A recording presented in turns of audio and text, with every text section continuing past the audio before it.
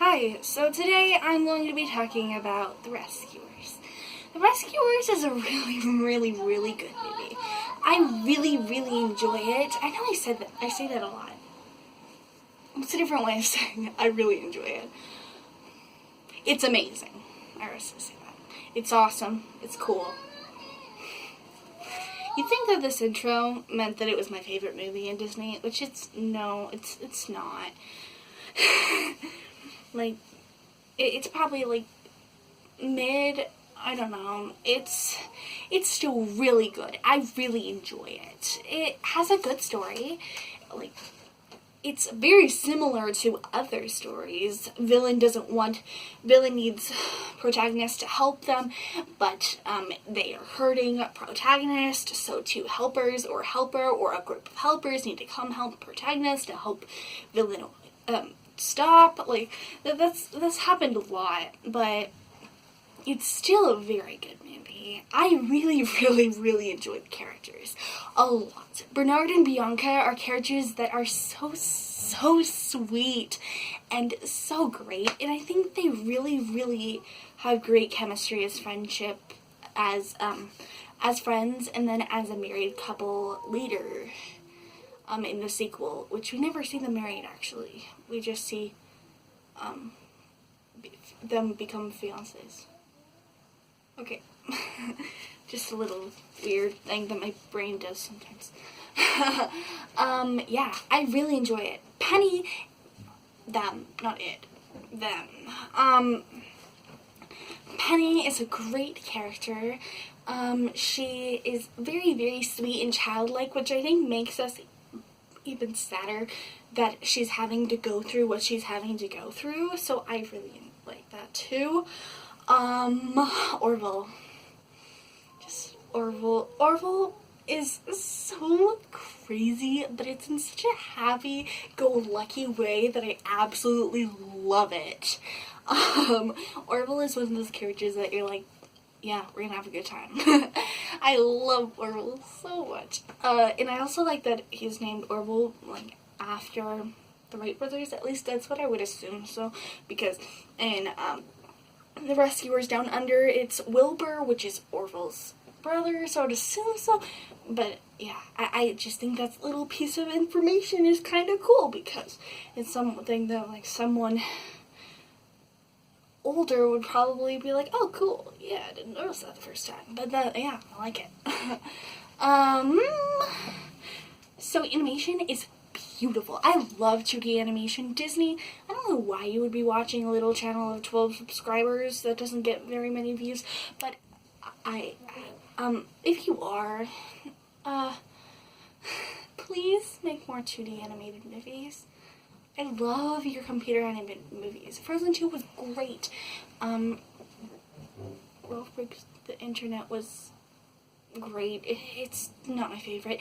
But, like Rapunzel. Tangled. Not Rapunzel. Why did I say that? Rapunzel's movie, Tangled, is great. I love it. But I just miss 2D animation. It's wonderful. I love it. Yeah, so I love the animation. 2D animation is just so great. I love 2D animation so much. The animation just has so much life in it because it's drawings, and knowing that 2D animation took so much work is so exciting to me. I love 2D animation. Yeah, song-wise, it's on the iffy side for me. It's one of those things that, like, you don't remember. You don't remember this movie had songs. Like, at least I didn't. I remember this movie had songs. So, yeah, it's very forgettable, but it's a good movie. Let's move into facts. It was a book originally called The Rescuers. That's how it got the name, The Rescuers.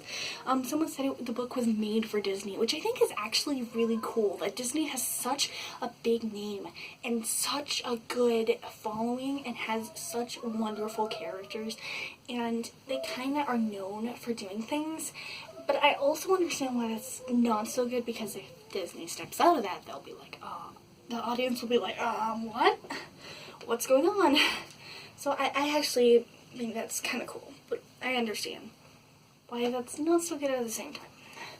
In 1962, they started to make the film, but Walt didn't like how political it was, so then it got dropped. When they decided to pick back up the production, they changed the book from how it was originally based off The Rescuers to Miss Bianca in the Arctic, and this movie was supposed to be done by the B-film production part of Disney. They made so many movies that they had an A and a B production film and productions. A was supposed to be the more talented animators, the people that had been in the company for a long time and they knew we're gonna do great things. B were the less talented animators and the younger animators. The B people were going to take this. One thing. I'm talking to you, Jeffrey Katzenberg. Just because you're B does not mean that you're going to be a bad movie. Lion King? Pocahontas? Which one do you think is better? Lion King. I'll get into that, though, later. Yeah. You watch Waking Sleeping Beauty if you didn't understand that. It's wonderful. I love the documentary. Probably one of my favorite documentaries. And Howard? Okay, Howard is great. It's a new documentary on Disney Plus, and it is so good. Yeah, they got Floyd Huddleston to write the music, Louis Prima to do the voice of Louis the Polar Bear, but Prima, sadly, he had brain tumors, and they said, no, gotta shut down the project because he had a brain tumor, and it's very sad. Initially, Cruella de Vil was going to be the villain in the movie, which I kind of understand. If you understand that piece of information, you probably kind of understand why she's so similar. Medusa is so similar to other Disney animated villains, but also Disney animated villains are very similar to each other, so yeah. I like that piece of information, but the voice actor of Cruella de Vil was like, this is The Rescuers, not a spin-off of 101 Dalmatians, so it got cut and was not used, which I'm kind of happy about, because I think having Cruella de Vil in The Rescuers would be really weird. The animator, Milk Hall, who did Medusa, used his ex-wife as the character model, and I just find that so funny, because I don't like this person anymore, so let's make her be a very psychopathic woman who only cares about diamonds. It's just so funny to me. And Milk Hall, Ollie Johnston, and Frank Thomas were this was their last film, which makes me very sad because they were lovely animators. Originally, the transportation was supposed to be a pigeon, but Ollie Johnston saw an episode of True Life Adventure and saw not Oliver, I don't know why I said that, Orville's animal we know today, an albatross, and not an albatross, why did I say albatross? Albatross, and saw an episode of a TV show, and saw an albatross flying very weirdly, and we're like, oh, that's our Orville, so that's how they changed it. Don Bluth, Glenn Keane, Ron Clements, Andy Gaskill, and that's the only people. I don't know why I said and. Animated this movie, which they became very, very important animators for films later. The two hounds from the book, going back to the book, turned into alligators in this movie, which I think was really, really cool. I love the alligators. Joe Flynn voiced Snoops, and Phil Harris voiced a bullfrog, but his part was cut from the film. Shelby Flynn sang the songs for the movie. Sandy Fain, Carol Connors, and Anne Robbins wrote the music for the film. Originally, Bernard and Bianca were going to be a married couple, which I don't really understand Like, I understand why they were going to do that, but I think I'm very glad they stayed with what they did. An animated historian was the character model for Snoop's. Xeography was used, but instead of using dark black lines, there were grayish lines. It was the first movie to use color xeography, and it was purple for Bianca. And Ava Gabor voiced Bianca, Bob Newhart voiced Bernard,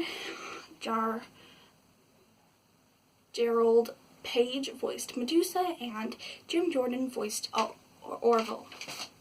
That is it. I really, really enjoy this movie. If you have not watched it, go check it out. Go watch the sequel. If you have not watched the sequel, that's coming up very soon because the 90s are coming up soon, and I'm very happy for the Renaissance. Yay! I'm very excited. So if you guys like the video, make sure to give it a thumbs up and watch other Disney Adventure videos that we have on this channel. Bye!